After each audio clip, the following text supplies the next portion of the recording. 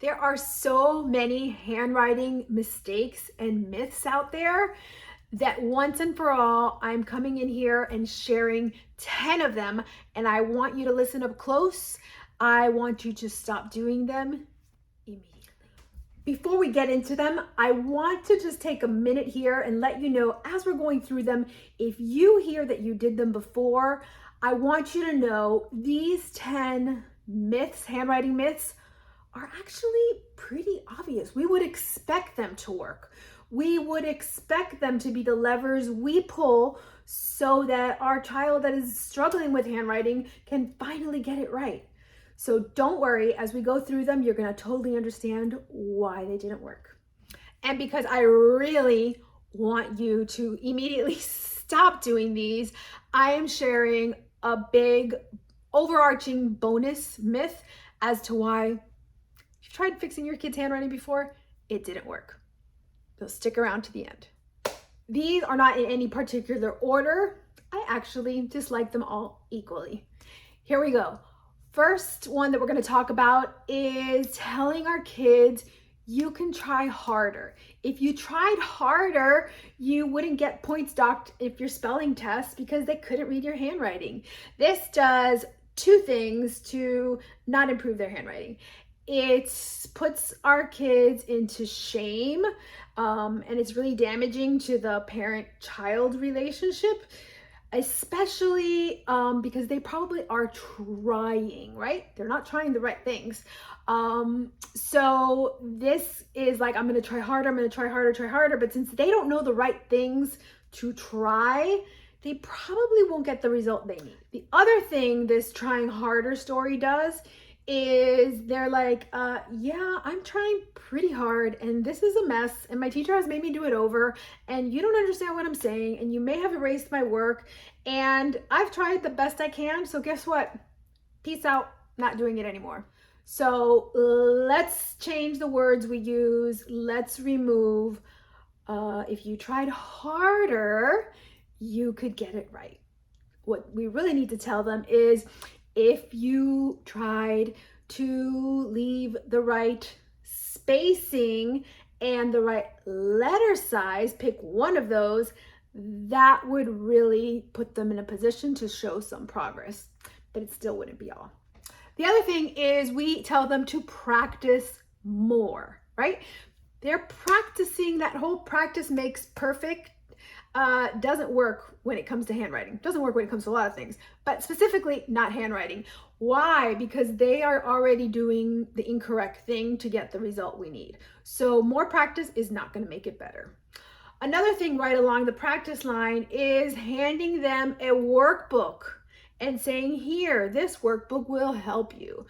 Most workbooks will not help because they are just drawing or practicing without any feedback. So a lot of times they practice the wrong things and they reinforce the wrong things, which may be the wrong letter size. They may have the wrong letter formation, but they're not practicing the things that will actually improve their handwriting.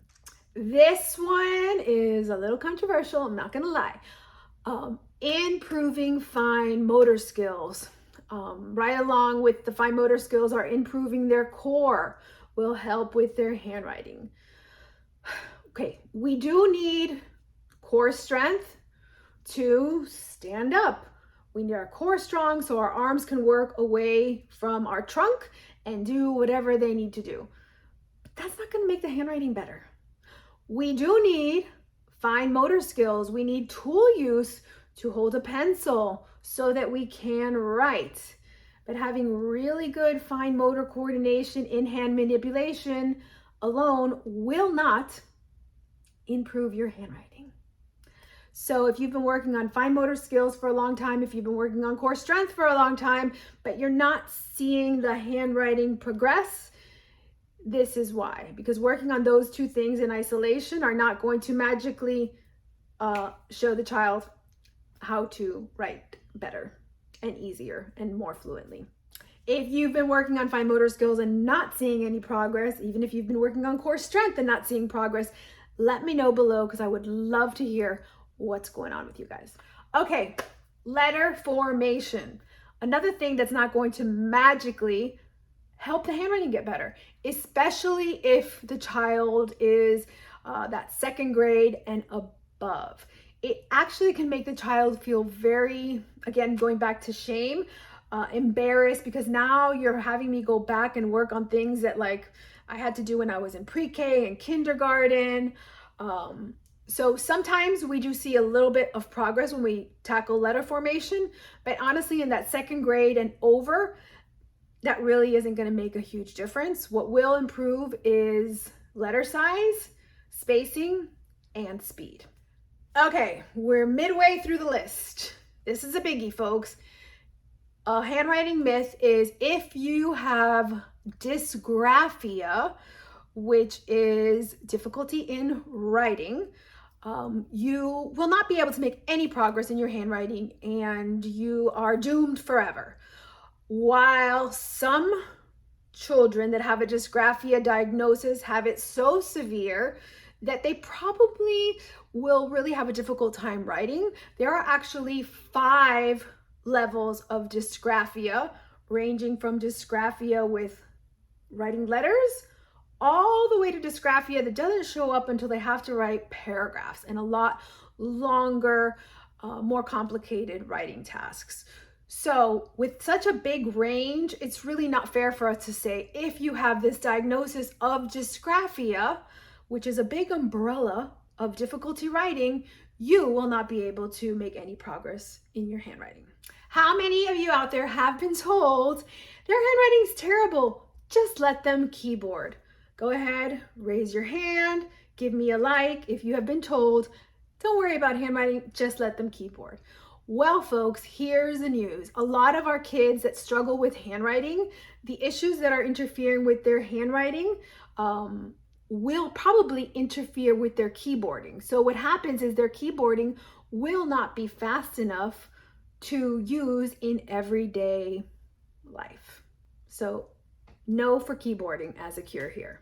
Right along the lines with fine motor skills, that was 1 or 2 above, is the dreaded pencil grip.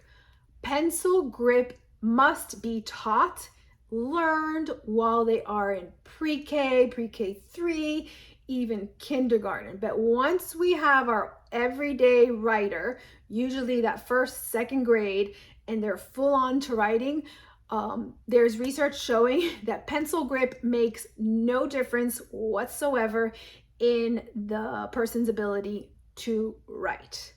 Here's one that I actually kind of like. Cursive will go ahead and fix any handwriting struggles they have. I know lots of places do not teach cursive anymore, but I'm a huge fan of cursive. Nowadays, our modern student should have the skill to write in print, to write in cursive, and of course, to keyboard fluently so that they can navigate their whole journey with having these 3 tools, and they can use them interchangeably however they want. However, the caveat with cursive is it takes the kids longer to learn cursive. It takes them longer to be fluent in cursive.